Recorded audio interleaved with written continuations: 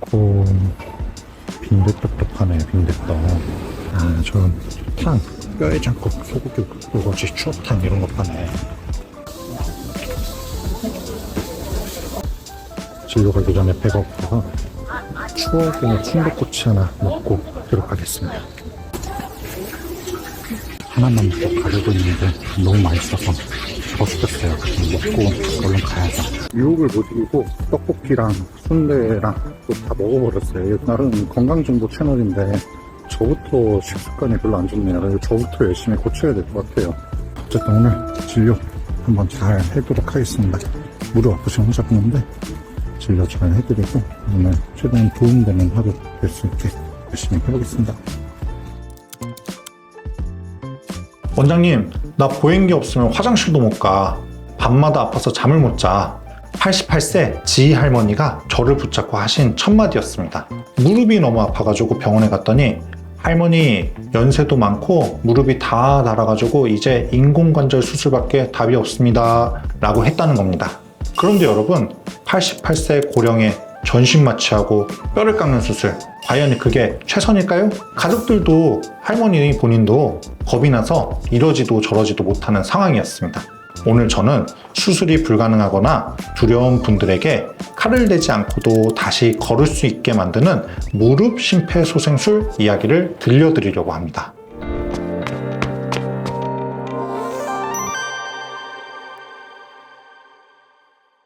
안녕하세요.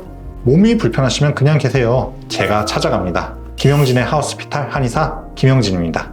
오늘 제가 만난 지희 할머니는 88, 미술을 바라보는 연세셨습니다.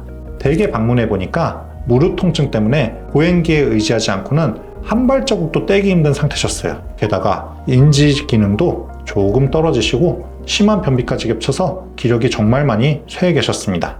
제가 할머니 무릎을 이렇게 만져보고 진찰을 해봤는데요. 상태가 정말 심각했습니다.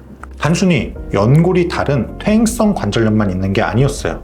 무릎 안쪽 힘줄에 염증이 생긴 거위발건염, 그 다음 장경인대 증후군, 그 다음 바깥쪽 인대까지 전부 다 염증 범벅이었습니다. 한마디로 무릎이라는 지부의 기둥이 다 무너져 내리고 있는 상황이었어요. 이럴 때 보통 수술을 권유받지만 할머니의 연령과 체력을 볼 때 수술은 너무 위험했습니다. 그래서 저는 수술 없이 한의학적인 방법으로 할머님의 통증을 잡고 다시 걷게 해드리기로 했습니다. 자, 할머니 무릎이 왜 이렇게까지 됐을까요? 퇴행성 관절염, 다들 연골이 닳아서 아픈 거라고 알고 계시죠? 예, 맞습니다. 하지만 한의학에서는 조금 더 근본적인 원인을 봅니다. 바로 신장의 기운이 빠졌다고 표현하는데요. 쉽게 말해 자동차를 80년 넘게 탔으니 부속품도 달았겠지만 근본적으로 엔진, 힘이 빠지니까 차체를 못 버티는 겁니다. 그러다 보니까 무릎뼈끼리 부딪히고 주변 인대들은 끊어질 듯이 팽팽해지면서 비명을 지르고 있는 거예요. 특히 지 할머니는 무릎 안쪽이 퉁퉁 부어 계셨는데요. 여기가 거위발처럼 생겼다고 해가지고 거위발 건염이라고 합니다. 무릎이 덜그덕거리면서 불안정하니까 이 안쪽 힘줄들이 무릎을 잡아주려고 용을 쓰다가 이렇게 탈이 나버린 겁니다. 이거 정말 아프거든요.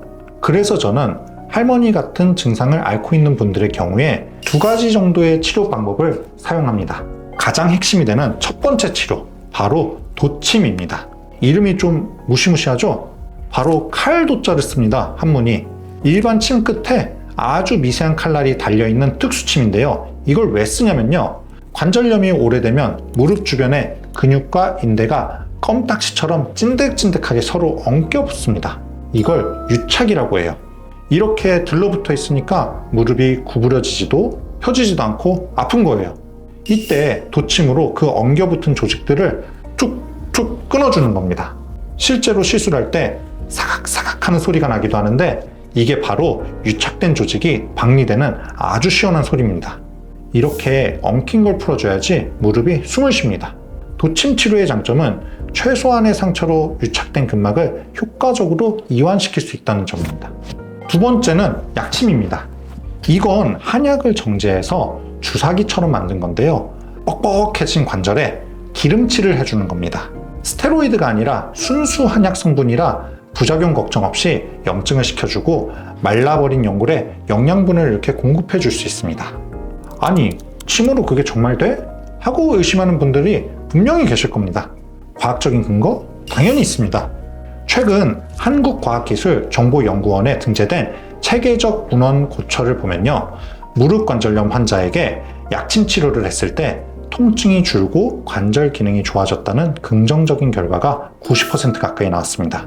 그리고 제가 쓴 도침과 비슷한 원리 침술에 대한 연구도 있는데요, 척추관 협착증 환자들을 대상으로 시술을 했더니 1년이 지나도 통증이 줄어든 상태가 유지되었다는 결과가 있습니다.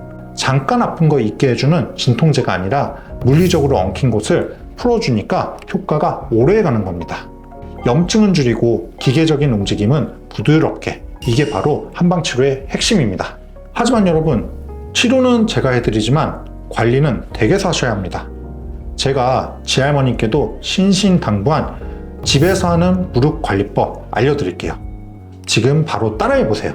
첫 번째는 허벅지 힘주기 운동입니다. 무릎이 아픈데 운동하라고 하면 겁부터 나시죠? 걷지 않고 앉아서 하는 겁니다. 다리를 쭉 펴고 앉으세요. 그리고 무릎 아래에 수건을 돌돌 말아서 넣으세요. 그 수건을 무릎 뒤쪽으로 꾹 누른다는 느낌으로 허벅지에 힘을 꽉 주시는 겁니다. 5초 버티고 힘 빼고, 이걸 하루에 20번씩 3세트만 하세요. 허벅지 근육 중에 대퇴사두근이 튼튼해져야지 무릎뼈가 받는 충격을 대신 받아줍니다. 두 번째는 무릎 뚜껑뼈 마사지입니다. 따뜻한 손으로 무릎 뚜껑뼈 주변을 동그랗게 원을 그리면서 문질러 주세요. 뼈와 살이 만나는 경계선을 부드럽게 풀어주면 혈액순환이 되면서 통증이 훨씬 줄어듭니다. 하루 두세 번 10분씩 TV 보면서 하세요. 세 번째는 온찜질입니다. 무릎이 붓고 열날 때 빼고 그냥 시리고 쑤실 때는 무조건 따뜻한 게 최고입니다. 뜨거운 물수건이나 찜질팩을 20분 정도 올려두세요. 굳었던 관절이 노곤노곤하게 풀릴 겁니다. 마지막으로 무릎 혈자리 누르기입니다. 무릎 뚜껑뼈 바로 아래 바깥쪽으로 움푹 들어간 곳이 족삼리, 그리고 무릎 안쪽 위 허벅지 근육에 튀어나온 곳이 혈해입니다. 이 두 곳을 엄지손가락으로 이렇게 꾹꾹 눌러주세요. 관절의 붓기를 빼는데 아주 좋은 명혈입니다. 그리고 정말 중요한 잔소리 하나만 더 할게요. 무조건 살 빼셔야 됩니다. 체중 1kg이 늘면 무릎이 받는 하중은 3-4kg이 늘어납니다. 반대로 1kg만 빼도 무릎은 4kg만큼 가벼워지는 거예요. 밥 한 숟가락 덜 드시는 게 웬만한 보약보다 무릎에 좋습니다. 운동은 등산이나 계단, 쪼그려 앉기 절대 금지. 평지 걷기나 실내 자전거, 물에서 걷기 같은 걸 하셔야 돼요. 그리고 의외로 중요한 게 변비 관리입니다. 지할머니처럼 변비 심한 분들은 화장실에서 끙 하고 힘주다가 무릎이랑 허리에 압력이 확 가가지고 더 아파집니다. 물 많이 드시고 유산균 챙겨 드셔서 배변을 편하게 하셔야지 무릎도 편해집니다. 먹는 거요, 닭발이나 족발 같은 콜라겐 음식, 그리고 카레, 강황 같은 게 염증 줄이는데 도움이 됩니다.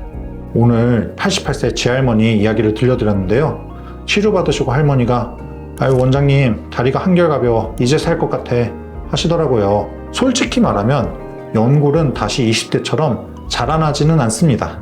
하지만 통증 없이 걷고 화장실 혼자 가시는 건 충분히 만들 수 있습니다. 나이 먹어서 그래, 수술 아니면 답 없어 하고 포기하지 마세요. 도침으로 유착을 풀고 근육 키우면서 88세에도 네 발로 걸을 수 있게 할 수 있습니다.